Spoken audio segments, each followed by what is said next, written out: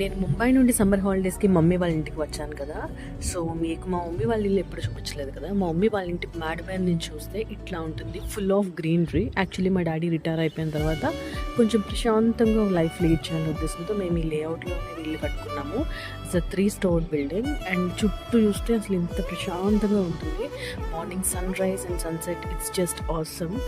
చుట్టూ greenery and చుట్టుపక్కలంతా సమ్మినో పొలాలు ఉంటాయి and fresh vegetables, fresh fruits దొరుకుతాయి. అండ్ నేను మీకు మొన్న ఒక రీల్ కూడా పోస్ట్ చేశాను కదా ఐస్ యాపిల్స్ గురించి. అది మన లేఅవుట్లోనే ఉన్న వాళ్ళే తీసి అమ్ముతారన్నమాట.